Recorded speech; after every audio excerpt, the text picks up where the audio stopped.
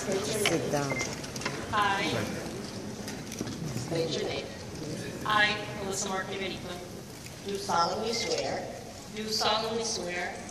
that I will support the Constitution of the United States of America.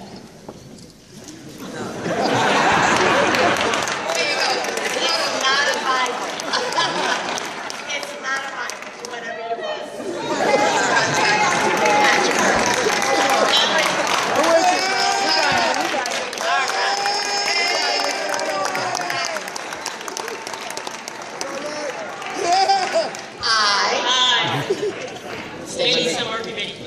Do solemnly swear that I will support the Constitution of the United States of America and the Constitution of the State of New York and the Charter of the City of New York, and that I will faithfully discharge the duties of the office of Speaker of the New York City Council. Speaker of the New York City Council. In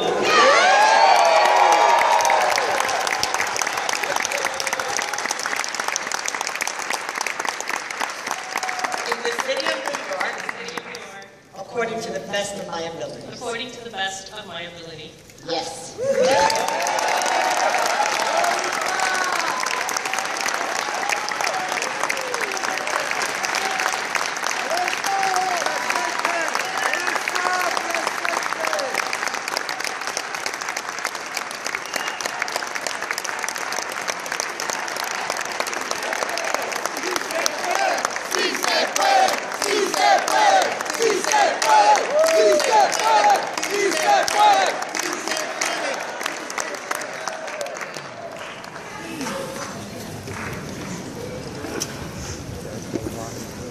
I feel more nervous here in the community event than I was on the floor of the City Council. It means so much to me.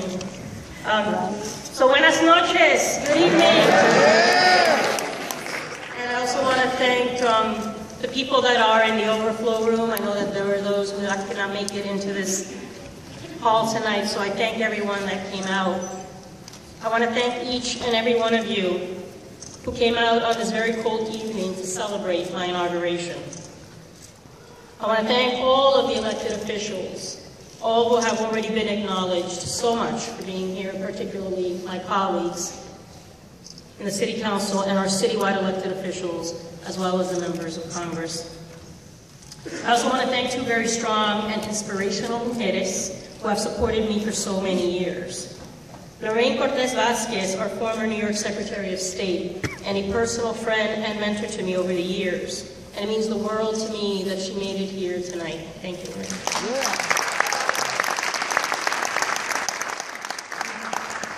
And of course, Congresswoman Nidia Velázquez, a true trailblazer, una pionera, una luchadora. You have been a first so many times throughout your career. Your trajectory has been so inspiring to me. So I thank you so much for the support you have provided me and to help me get to this moment. Thank you so much.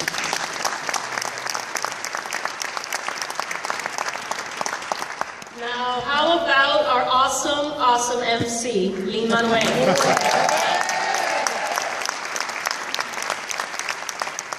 The best MC that I could have asked for. So I want to thank you so much for being here and helping us have some fun tonight. You definitely made it light, and it's really been great.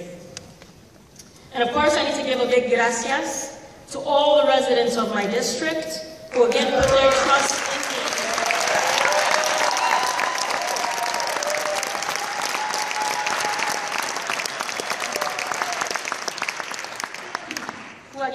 Trust in me by electing me to a third and final term in the City Council. So where's El Barrio East Harlem? Are you home?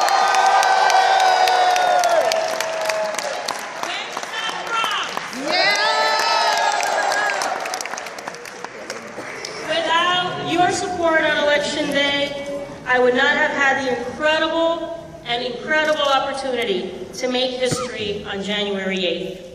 This election contained a lot of firsts, this election cycle that we just went through. The first Democratic mayor in 20 years, the tall man, Bill de Blasio. the first woman of color elected to citywide office, my dear friend, public advocate.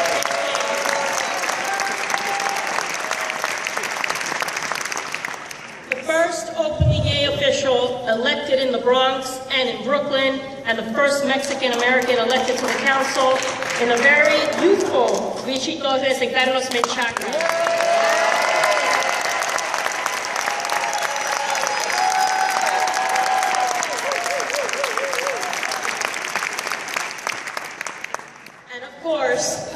Exactly 3 weeks ago today, I had the incredible honor and privilege to become the first Puerto Rican, the first Latina, the first member of the Black Latino Asian Caucus to be the Speaker of the New York City Council.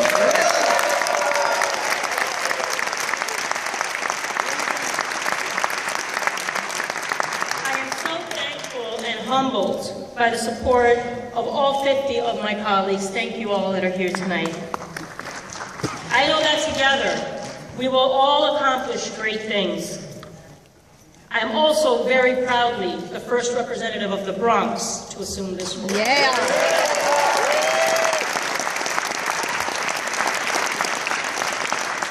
That's why it was so important to me to hold my inauguration here in the Bronx and at Hostos Community College.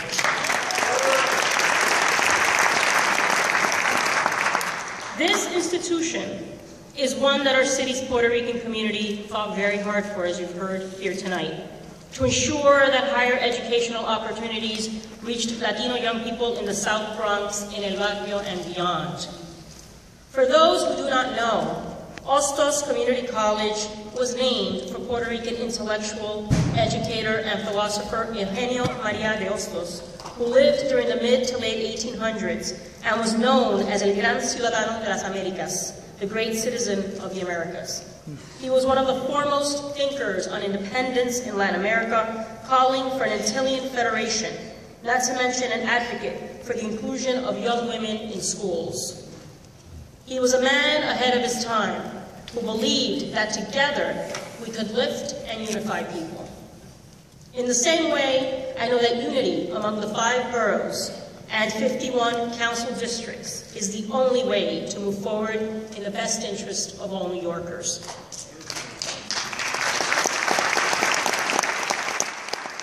We are stronger when we stand together as one.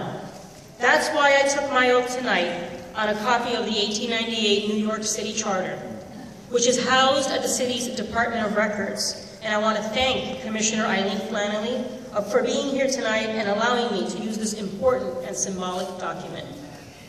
In 1898, the Charter unified all 5 boroughs first time, creating the city we all call home today. A city that has since been a beacon of hope, aspiration, and dreams. A city that has constantly reinvented and rejuvenated itself. A city that has opened its doors to the world when others closed them. A city that is unafraid to lead, to take risks, and to go bigger and higher. And yes, a city that has mourned together as a family in times of tragedy. It is that common bond that ties New Yorkers today together with New Yorkers of the past. The year may say 2014, but the hopes and dreams of families today are no different than they were 100 years ago. Like New Yorkers before us, we want our city to be a place of opportunity for everyone and not a select few. We don't want your cross street or school district to be the deciding factor to your future success.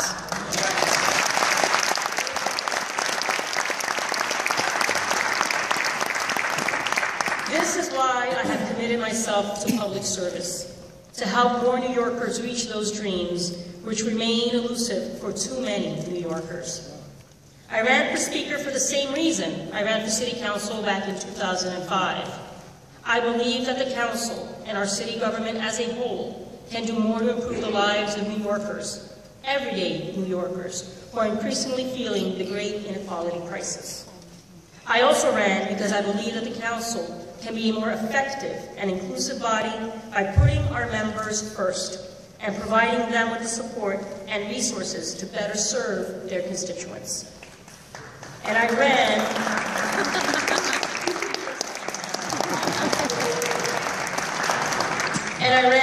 because I believe that we need representatives of communities like ours, the one here that we're in tonight, to be in decision-making positions to ensure that issues of importance to our neighborhoods are amplified in the public discourse.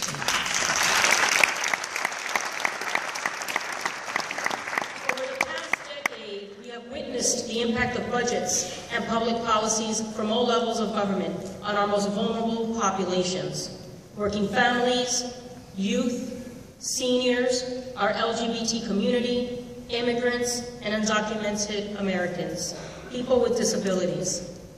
Today we live in the most unequal city in the nation, but it is a new day in New York City.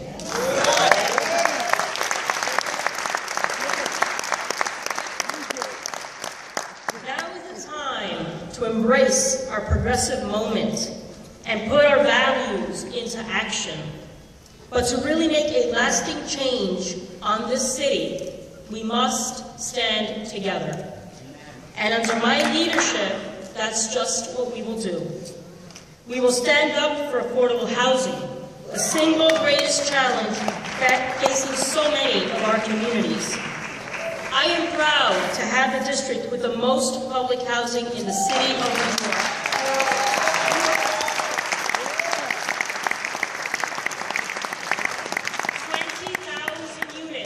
In over 20 developments. NYCHA is the cornerstone of affordable housing in our city. We must do all that we can to preserve this critical housing stock.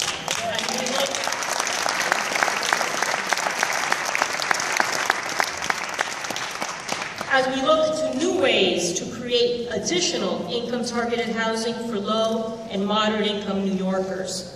We will stand up for early childhood education and demand a sustainable revenue stream in the form of a modest income tax surcharge on our city's top earners.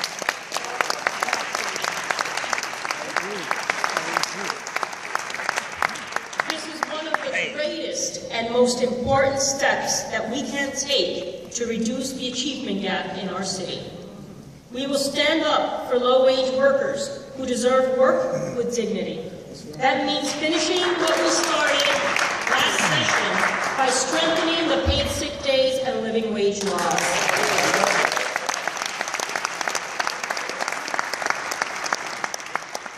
We will stand up for immigration reform, respectful policing, smarter development, and wiser investment of public subsidies.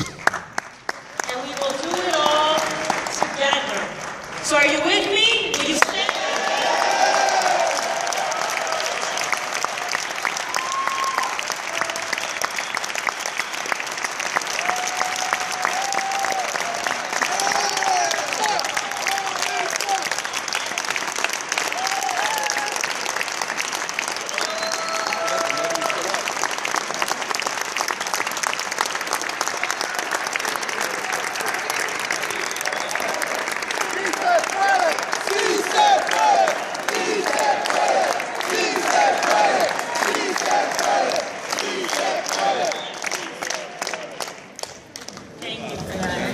But let's be clear also, and make no mistake about it, there are some who are rooting for us to fail.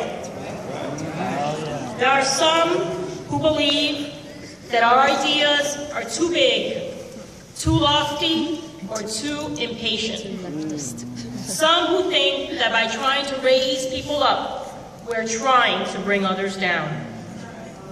To those who have expressed or privately hold those points of view, I stress this.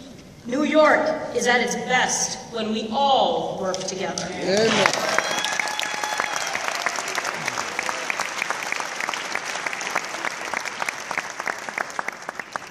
A progressive New York City will be a fruitful New York City because more will share in our success. What we want is a city that is fair and just, that fulfills the commitments and dreams we've always stood for. And this is what I have dedicated my career to. As most of you know, I came to Nueva York at the age of 18 from Puerto Rico and have lived here ever since. In many ways, when I came to New York, I was following in the footsteps of my maternal grandmother, who uprooted herself from Puerto Rico at the age of 18 to come to New York City in search of a better life, something unheard of at the time. Her daughter, my mom, who hails from right here in the Bronx, went on to become a leader in Puerto Rico's feminist movement. So as you can see, I come from a long line of strong, independent women. Mujeres luchadoras.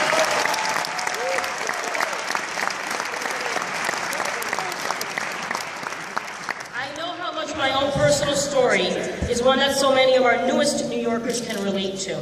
Coming to our city looking for greater opportunities while adjusting to life in a new place and sometimes facing the sting of discrimination. But in spite of the challenges, New York City was the place where all my dreams came true. And I know that we will continue to be that place for Native New Yorkers and immigrants alike, that we all work together to protect our shared future. Desde lo más profundo de mi corazón, le quiero dar las gracias a todos ustedes que me han apoyado a través de estos años. From the bottom of my heart, I want to truly thank each and every one of you for all the support you have provided me over the years. Now, it's time to get to work. Ahora, manos a la obra. Thank you very much.